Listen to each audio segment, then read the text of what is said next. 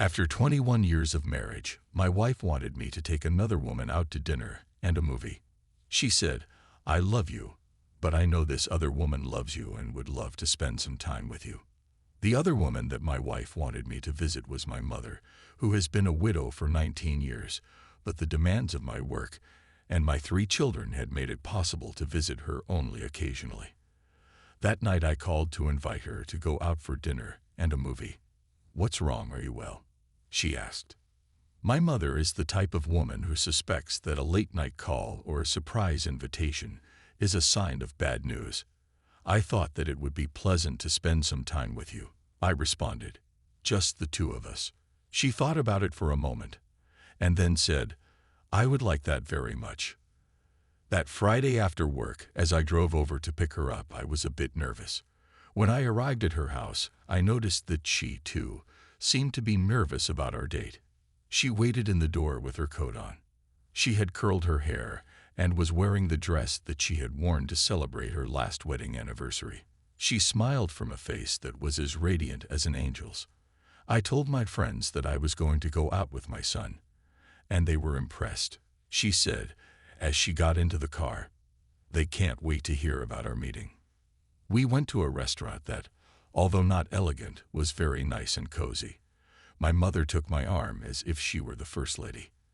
After we sat down, I had to read the menu. Her eyes could only read large print. Halfway through the entries, I lifted my eyes and saw Mom sitting there staring at me. A nostalgic smile was on her lips. "It was I who used to have to read the menu when you were small," she said.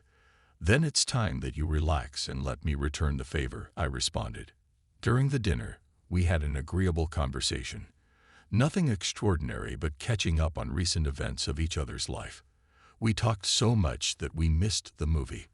As we arrived at her house later, she said, "I'll go out with you again, but only if you let me invite you." I agreed. "How was your dinner date?" asked my wife when I got home. "Very nice. Much more so than I could have imagined," I answered. A few days later, my mother died of a massive heart attack. It happened so suddenly that I didn't have a chance to do anything for her. Some time later, I received an envelope with a copy of a restaurant receipt from the same place Mother and I had dined. An attached note said, "I paid this bill in advance. I wasn't sure that I could be there, but nevertheless, I paid for 2 plates, one for you and the other for your wife. You will never know what that night meant for me. I love you, son." At that moment, I understood the importance of saying in time, "I love you," and to give our loved ones the time that they deserve. Nothing in life is more important than your family. Give them the time they deserve, because these things cannot be put off till some other time.